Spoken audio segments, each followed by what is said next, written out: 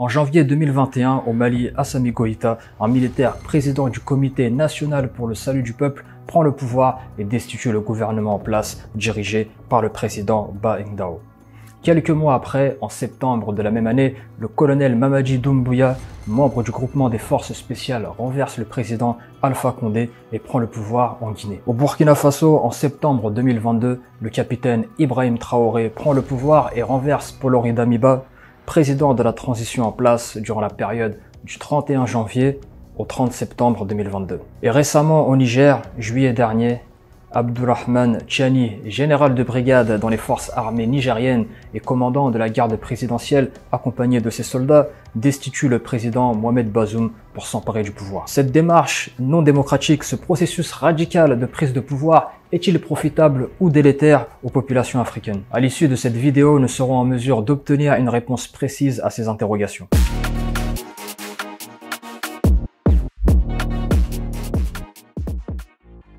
Bienvenue à toutes et à tous, je suis Mohamed Diop, vous êtes sur la chaîne Black Spirit. Ici on aborde les thématiques concernant l'éducation, l'élévation et l'émancipation des peuples d'Afrique à travers le spectre du panafricanisme. L'objectif étant de se diriger vers l'édification des États-Unis d'Afrique. Afin de répondre aux questionnements précédemment évoqués, il est nécessaire de comprendre ce que l'on entend par souveraineté. La souveraineté est ce droit absolu et perpétuel d'un État. Un droit inaliénable et indoctable traduit par l'autonomie, la liberté, entre autres, le paroxysme de l'indépendance à tout niveau. Le pouvoir obtenu par la force peut-il vraiment conduire notre continent vers cette souveraineté ou ne fait-il qu'engendrer davantage de violence et de désordre? Il est à mon sens crucial de préciser que chaque situation est unique et doit être analysée dans son contexte spécifique. Pour ce faire, nous allons étudier et nous appuyer sur le coup d'État survenu au Burkina Faso initié par le révolutionnaire, le Che Guevara africain, Thomas Sankara. En août 1983, le capitaine Thomas Sankara et son mouvement, le CNR, Conseil national de la Révolution, décident de renverser le président Jean-Baptiste Ouédraogo, ce qui débouchera sur l'instauration d'un régime marxiste révolutionnaire qui durera jusqu'en 1987, année de son assassinat. Véritable patriote, farouche combattant de l'impérialisme et du néocolonialisme, allergique à la corruption, obsessionnellement préoccupé par le bien-être de son peuple, il va réaliser et mettre en place durant sa prise de fonction en tant que président de la Haute-Volta, qu'il rebaptisera par la suite Burkina Faso, pays des hommes intègres, plusieurs mesures et changements ayant pour effet d'améliorer le quotidien du peuple burkinabé. Sur le plan alimentaire, il va œuvrer pour instaurer l'autosuffisance, principalement par le biais de l'agriculture. La majeure partie de la population étant composée de paysans, il est selon lui inconcevable de continuer d'être tributaire des importations. Il enclenche donc une dynamique de production et d'exportation et affiche de manière décomplexée une volonté de s'affranchir de toute dépendance engendrée par des aides alimentaires étrangères. Il prononcera à cet effet d'ailleurs ce discours. L'aide doit aller dans le sens du renforcement de notre souveraineté et ne pas porter atteinte à cette souveraineté. L'aide doit aller dans un sens qui consiste à détruire l'aide. Toute aide qui assassine l'aide est la bienvenue au Burkina Faso.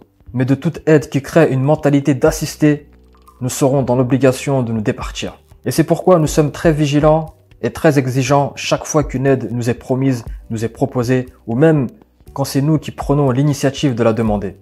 On ne fait pas de révolution, on ne construit pas son indépendance sans un minimum de stoïcisme, de sacrifice. C'est ce stoïcisme-là que le peuple du Burkina s'impose pour ne pas justement regarder du côté de la tentation, du côté de la facilité comme certaines aides le voudraient. Ces miroirs aux alouettes ont fait beaucoup de tort à notre pays et à d'autres. Nous voulons y mettre fin. Sur le plan écologique, il va lutter contre la désertification, dénoncer l'exploitation des forêts, planter en l'espace d'une quinzaine de jours des milliers d'arbres, proposer une taxe imposable aux pays étrangers perturbant l'équilibre climatique de manière directe ou indirecte. Auteur du slogan reflétant son engagement sur ce volet, toute action économique doit avoir un volet écologique. Thomas Sankara considère que la lutte contre la désertification est une lutte pour l'équilibre entre l'homme, la nature et la société.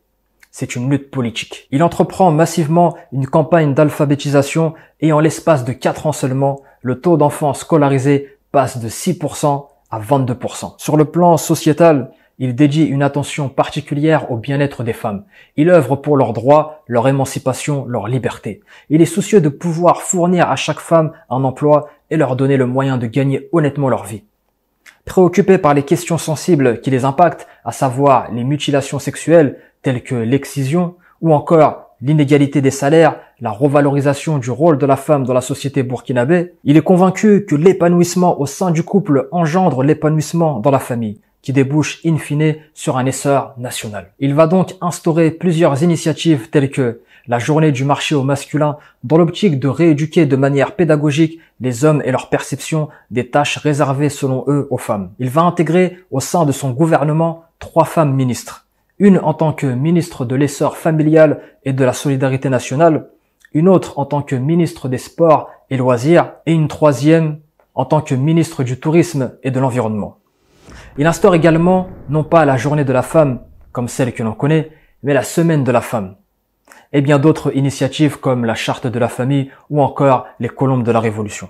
Sur le plan de l'urbanisme, il lance des programmes de construction de logements écologiques nommés foyers améliorés, destinés aux populations précaires et offre une année de gratuité des loyers. Ces foyers améliorés, construits à l'aide de matériaux faciles d'accès, consomment jusqu'à 40% de bois en moins que les foyers ouverts traditionnels. Entre 1983 et 1987, il mobilise la population pour la construction de 32 barrages, ainsi que le lancement de la bataille du rail. C'est près de 100 km de voies ferrées qui est posée à main nue par le peuple.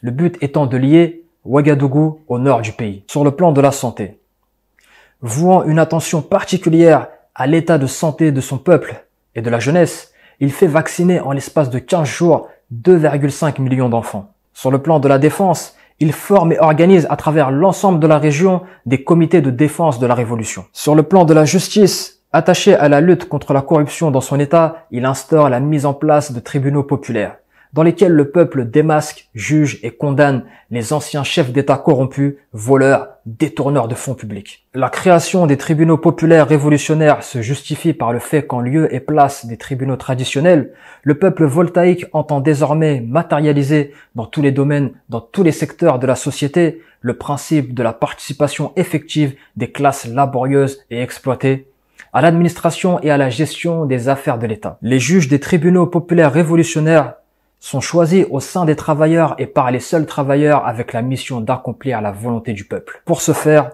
nul besoin pour eux de connaître les vieilles lois. Étant issus du peuple, il suffit qu'ils se laissent guider par le sentiment de justice populaire. Par cette initiative participative en collaboration avec le peuple, Thomas Sankara réussit à éradiquer le fléau de la corruption. Sur le plan de la culture, il décide de la fermeture des boîtes de nuit et nightclubs pour les remplacer par des bals populaires. L'objectif étant de rapprocher les classes sociales et favoriser la cohésion en faisant côtoyer au sein d'un même lieu paysans comme bourgeois ou ministres. Il organise le festival panafricain du cinéma et de la télévision à Ouagadougou, inaugure le monument des cinéastes, construit un théâtre populaire et instaure la semaine nationale de la culture. On constate que Thomas Sankara, ce chef d'État, a une idée précise de la démocratie et place son peuple au cœur de son engagement. Il affirme qu'on ne peut concevoir la démocratie sans que le pouvoir, sous toutes ses formes, soit remis entre les mains du peuple. Le pouvoir économique, militaire, politique, le pouvoir social et culturel. Personnellement, je considère le Burkina Faso de Thomas Sankara comme un cas d'école. À travers ce putsch du CNR incarné par le Tché africain, on a la preuve parfaite qu'une prise de pouvoir par la force peut s'avérer une solution radicale et efficace. À l'évidence, l'élément déterminant dans ce cas de figure ne se trouve nullement dans la manière par laquelle le pouvoir a été pris, mais essentiellement dans l'intégrité, l'ambition et la moralité de celui qui finit par accéder au pouvoir, démocratiquement ou pas. La France ne comprend pas l'Afrique et il est grand temps qu'elle la comprenne. Il faut cesser de voir l'Afrique comme un réservoir, il faut cesser de voir l'Afrique comme une masse de manœuvre qui doit suivre. Il faut voir l'Afrique majeure, il faut voir les masses populaires qui prennent conscience de leurs intérêts, qui revendiquent légitimement et qui réclament la différence, le droit à la différence.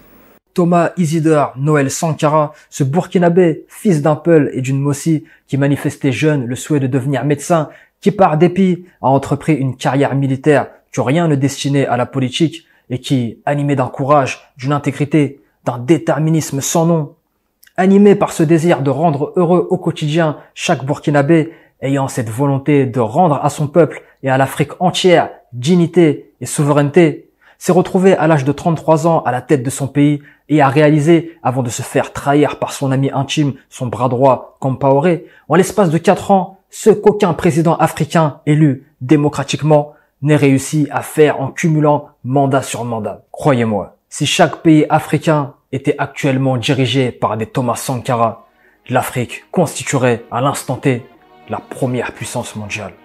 Black Spirit.